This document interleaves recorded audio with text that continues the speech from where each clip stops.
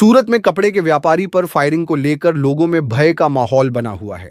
सूरत के पिपोदरा जीआईडीसी में एक कपड़े के व्यापारी पर बाइक सवार अज्ञात लोगों ने हमला कर दिया। व्यापारी अपनी दुकान से घर जा रहा था, तभी हमलावरों ने उस पर 3-4 राउंड फायरिंग की और मौके से फरार हो गए। यह घटना रात करीब 9 बजे हुई, जब उग्रा साहू नाम के व्यापारी काले रंग की मोपेड पर जीआईडीसी के मुख्य मार्ग से गुजर रहे थे। तभी पीछे से एक बाइक पर आए 2 अज्ञात हमलावरों ने उन पर फायरिंग कर दी। गोलियां लगने से व्यापारी घायल हो गए, लेकिन जैसे ही लोगों की भीड़ जमा हुई, हमलावर फरार हो गए। घटना की सूचना मिलते ही सूरत ग्रामीण डीवाईएसपी आर सरवैया के नेतृत्व में सूरत जिला एसओजी, एलसीबी और कोसांबा पुलिस की टीम मौके पर पहुंची। पुलिस ने आसपास के सीसीटीवी फुटेज खंगालने और चश्मदीदों के बयान दर्ज करने शुरू कर दिए हैं, ताकि हमलावरों की पहचान की जा सके।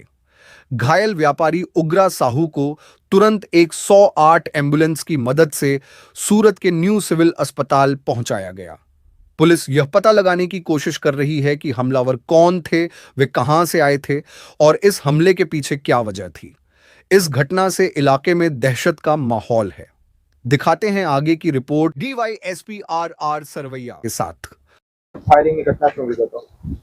તો કોસંબા પોલીસ સ્ટેશનની હદની અંદર પીપોદરા જીઆઈડીસી વિસ્તારમાં આજના રાત્રિના લગભગ 9:15 વાગ્યાના અરસામાં ઉગ્ર સાહુ નામના વ્યક્તિ કે જે ગંજા મોરીસાના રહેવાસી છે અને પોતાની રેડીમેડ કાપડની દુકાન આ જ વિસ્તારમાં ધરાવે છે, એ એક્ટિવા લઈને પસાર થતા હતા। એ વખતે એક મોટરસાઇકલ ઉપર 2 અજાણ્યા ઈસમો આવેલા હતા અને પાછળ મોટરસાઇકલની પાછળ બેસેલા ઈસમે પોતાની પાસે રહેલા હથિયાર વડે લગભગ 3 રાઉન્ડ જેટલા ફાયર કરેલા છે।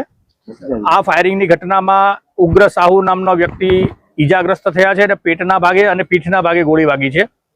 ઈજા પામનાર વ્યક્તિને સિવિલ હોસ્પિટલ સુરત ખાતે સારવાર માટે મોકલેલા છે। બનાવવાળી જગ્યા ઉપર કોસંબા પોલીસ, એલસીબી, એસઓજી અને બાજુના કિમ પોલીસ સ્ટેશનના અધિકારી કર્મચારીઓ સ્થળ ઉપર આવી ગયા છે। આ ઘટનામાં સંડોવાયેલા આરોપીઓને પકડવા માટેની નાકાબંધી કરવામાં આવી છે અને પકડવા માટેની તજવીજ ચાલુ છે। બનાવવાળી જગ્યા ઉપરથી 2 ખાલી કેસ મળ્યા છે અને 1 મિસફાયર થયેલો રાઉન્ડ મળ્યો છે।